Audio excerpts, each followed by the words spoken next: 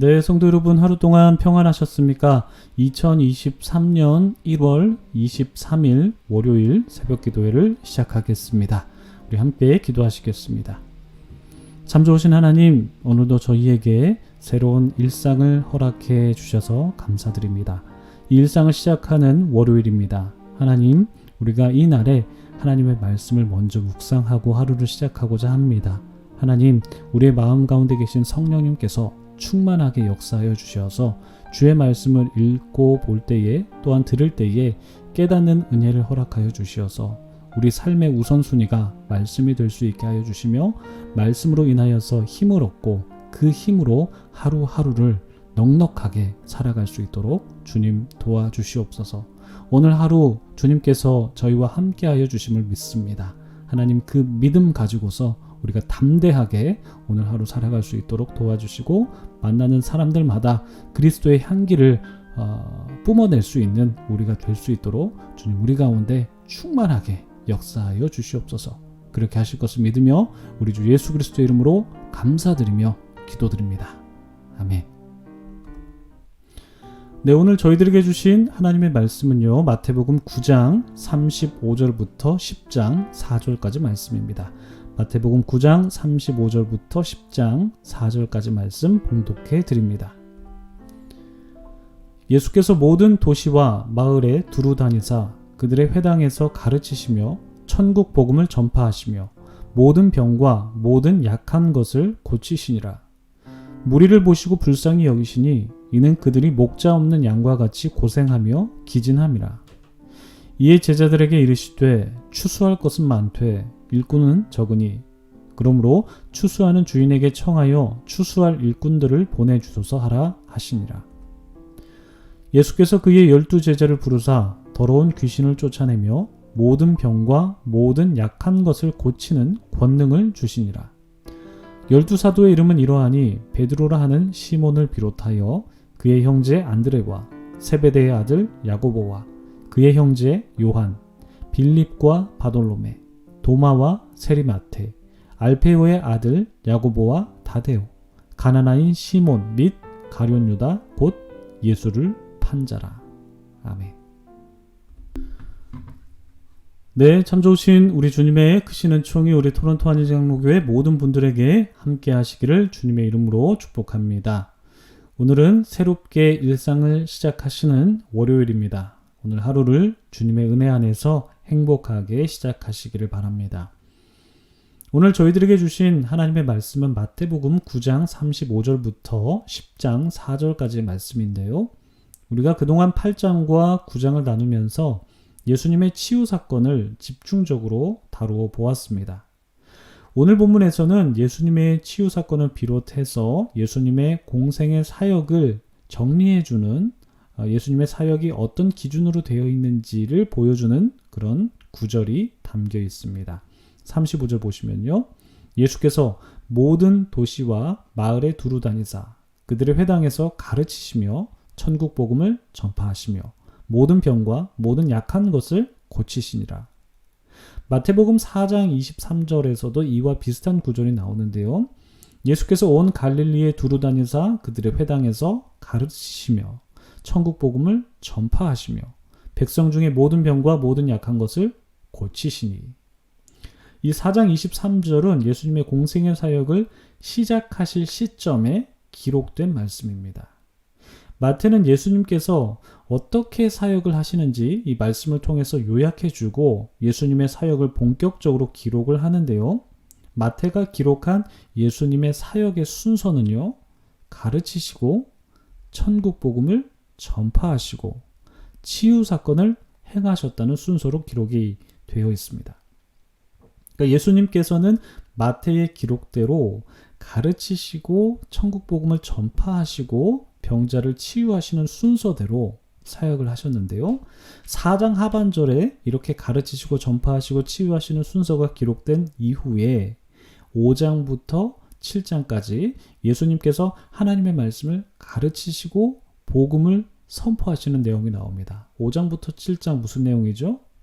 네, 산상수훈이죠. 이렇게 예수님께서는 하나님의 말씀 가르치시고 복음을 선포하신 그런 내용이 바로 이제 5장, 7장에 기록이 되어 있고 그 이후에 8장부터 9장까지 무슨 사건이 기록되어 있습니까? 네, 그렇습니다. 바로 치유 사건이 기록되어 있죠. 그러니까 예수님께서는 마태가 기록한 대로 먼저 가르치시고 천국 복음을 전파하시는 게 우선적이셨고 그 이후에 치유 사건을 행하셨습니다. 그러니까 마태는 특히 예수님께서 먼저 가르치시는 사역을 우선적으로 하신 것을 강조합니다. 한 가지 예를 들어보자면요. 예수님께서 메시아이신지 의구심을 갖고 있는 세례 요한의 제자들이 예수님께 나와서 이렇게 묻습니다. 당신이 이제 메시아인지 이렇게 묻는데 그때 예수님께서 어떤 말씀을 하셨냐면요. 누가복음에서는 이렇게 기록하고 있습니다.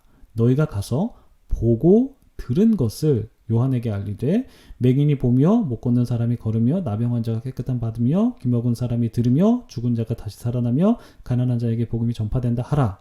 이렇게 말씀하시지만 마태복음에서는 같은 내용을요. 이렇게 말씀합니다. 너희가 가서 듣고 본 것을 말하라. 그러니까 누가복음에서는 보고 들은 것이라는 순서로 되어 있고 그리고 또 마태복음에서는 듣고 보는 것을 이라고 말씀하십니다. 그러니까 마태는 듣는 것을 앞세운다라는 것이죠. 이는 마태가 예수님께서 말씀하시는 사역, 즉 가르치시고 복음을 선포하시는 사역을 치유 사역보다 더 우선시했다는 것을 방증하는 것입니다. 그렇다면 예수님께서 먼저 하나님의 말씀을 가르치신 이유가 무엇이었을까요?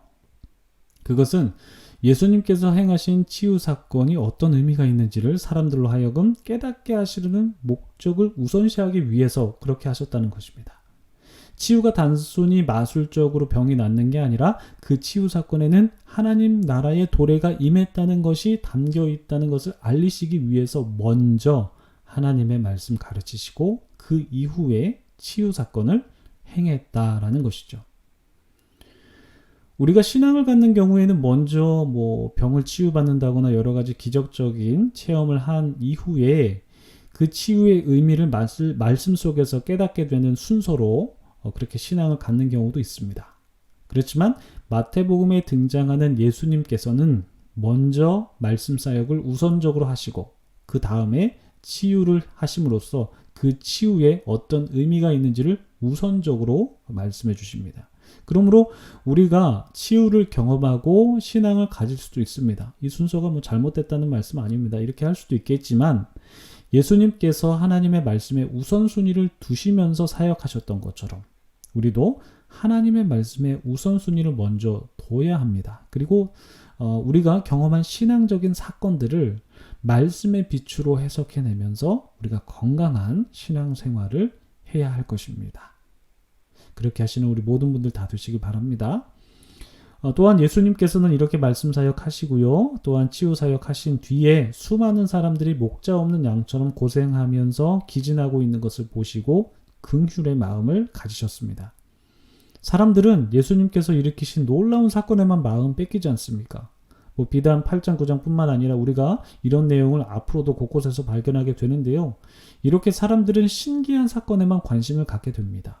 그렇지만 예수님께서는 어디에 관심을 두시냐면 사람들을 보십니다. 특별히 가난하고 힘없는 연약한 사람들을 예수님께서 보십니다.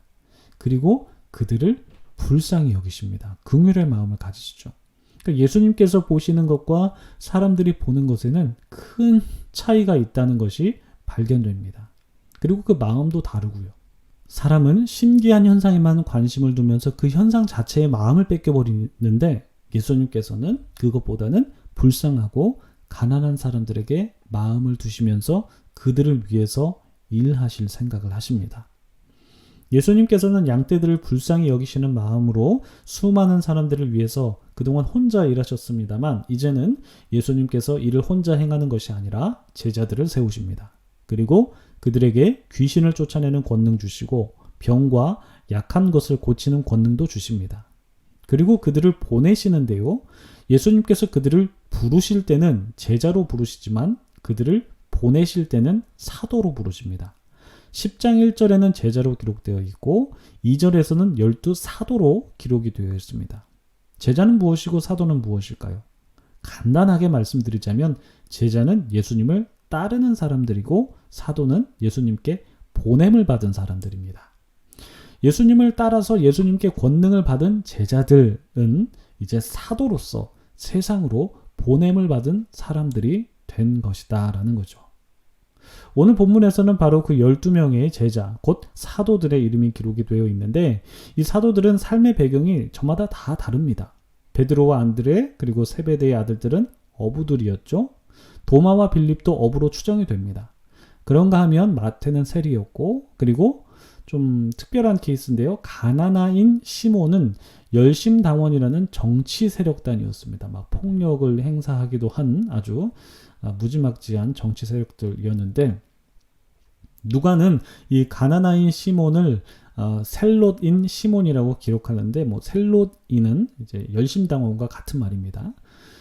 나머지 제자들은 어떤 삶의 배경을 가졌는지는 알 수 없습니다. 그렇지만 우리가 지금까지 알게 된 제자들만 하더라도 물론 어부들이 대다수이긴 합니다만 예수님께서는 같은 배경을 가진 사람들만 따로 모아두지 않으시고 다양한 제자들을 부르셔서 그들을 하나 되게 하시고 그들을 세상으로 파송시키셨습니다. 즉 예수님께서는 제자를 부르실 때 다양한 사람 부르셔서 그들에게 공통적인 사역을 맡기셨다는 것입니다.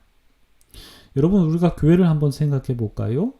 교회의 구성원들도 저마다 삶의 배경이 다 다릅니다. 우리는 서로 다른 이 다양성 속에서 그리스도로 인하여서 일치를 지향해야 하는 것을 우리가 교회 안에서 배우게 되죠. 우리는 교회로서 하나님의 말씀을 배우고 또 복음을 믿고 선포하면서 각자의 삶의 자리에서 예수님의 제자가 되고 또한 보냄을 받은 자로서 각자의 삶의 터전에서 선교사적인 삶을 살아야 할 것입니다. 그리고 그 삶에는 예수님처럼 약자에 대한 긍휼한 마음이 있어야 되고 그 마음이 우리의 행위의 동력이 되어야 할 것입니다. 여러분 오늘 말씀 잘 기억하시고요. 오늘 말씀대로 살아가시는 우리 모든 토론토 한인장로교회 성도님들 다 되시기를 소망합니다. 오늘 말씀 기억하시면서 기도하시겠습니다.